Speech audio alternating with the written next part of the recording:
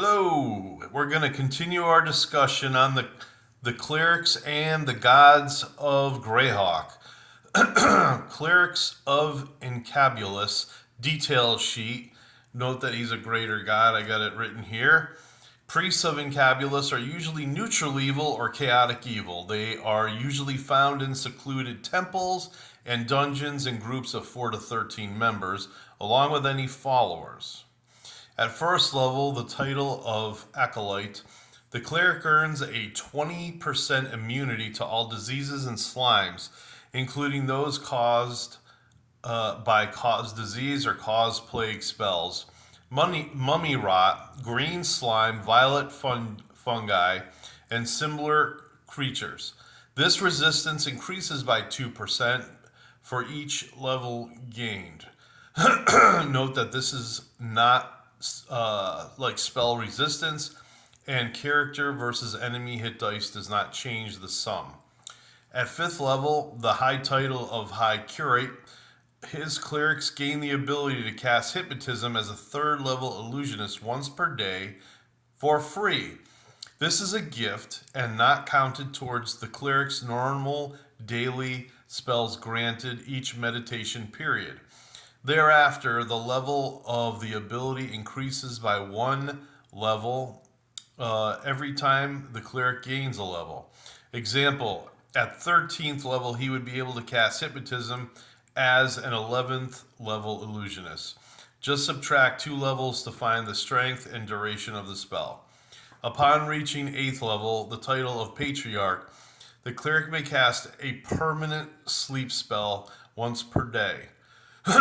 This spell may be used against one creature that must be touched by the spellcaster.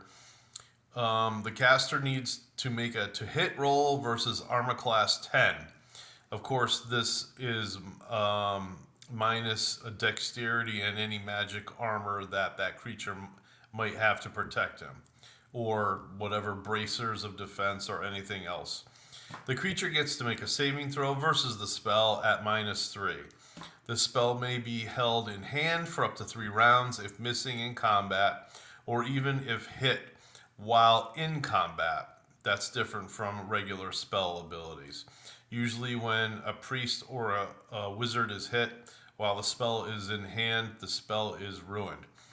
The permanent meaning of this spell is that the recipient cannot be awakened by normal means, kicked, yelled at, water splashed upon.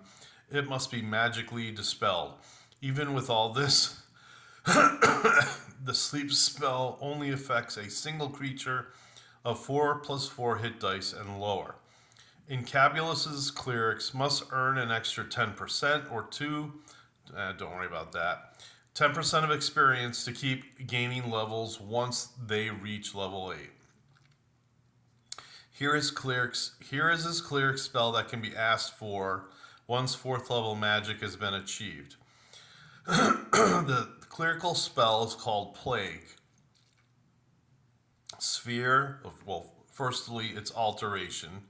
Sphere, Necromancy, Sickness. Level 4, range 10.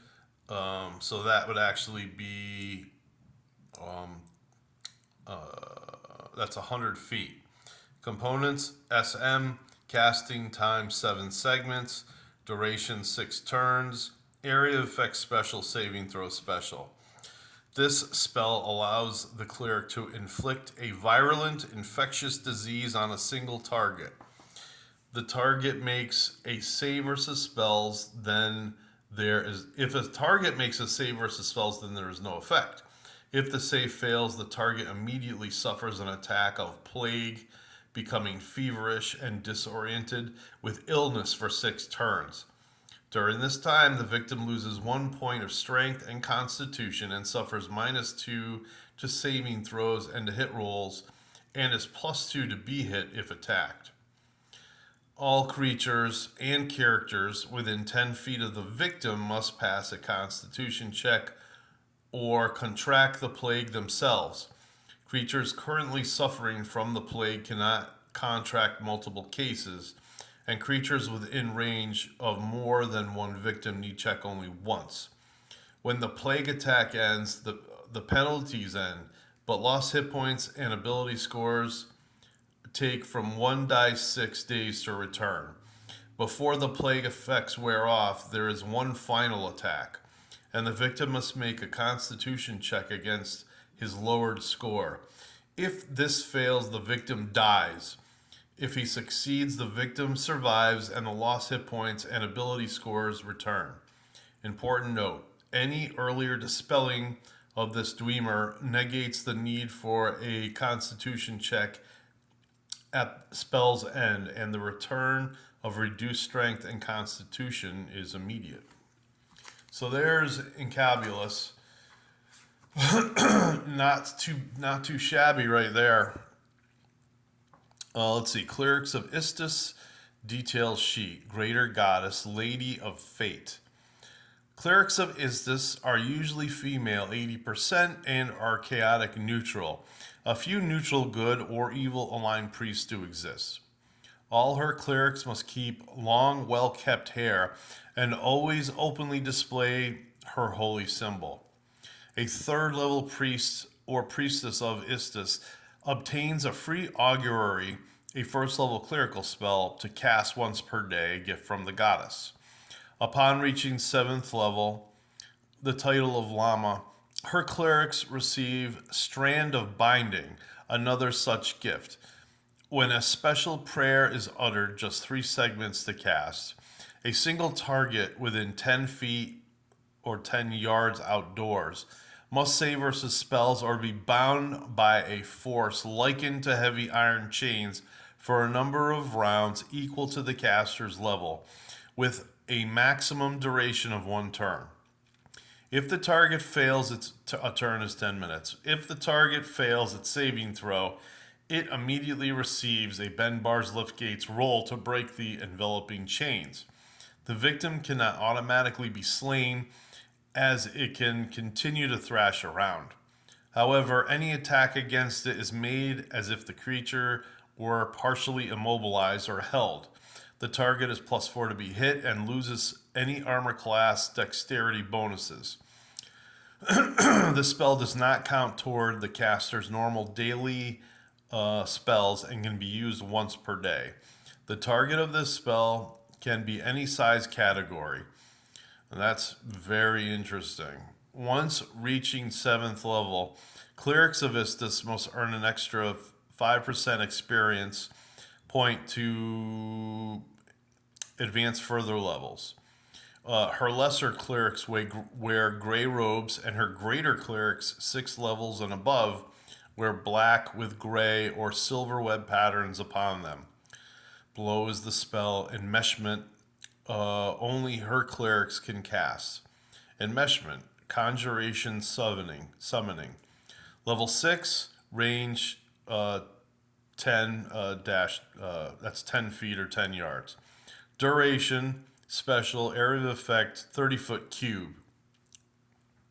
Components, somatic only. Wow. So basically, you're just probably slowly raising your arm and pointing a finger. Casting time, 6 segments. Saving throw, yes, negates. This spell creates a mass of weak, sticky threads that last 1 turn. The threads block vision but do not impede movement. They are non-flammable and can only be removed by a successful Dispel Magic spell. Creatures touching the threads must save versus spell at -3 or be instantly teleported to a misty labyrinth of unlimited size. Prisoners within the labyrinth are filled with a nameless dread, and vision is limited to 10 feet. Prisoners are 50% likely to attack any creature they might meet, friend or foe. Prisoners not engaged in combat may attempt to save versus spell on the 2nd round of confinement, and each round thereafter until they escape or the spell's duration ends. Creatures with a magic resistance may roll when touching the threads, and if the roll is successful, the creature is not confined. If the roll fails, however, then the creature is trapped until it saves or the spell duration ends. Prisoners in the labyrinth when the spell ends are returned to their point of origin. Dungeon Master's note: all saving throws versus this spell are at -3. Wow. And there's a small rendering of her holy symbol there that, I don't know, I did a long time ago. I probably copied it out of a book. Hey, that's it. Good evening. Goodbye. Good night.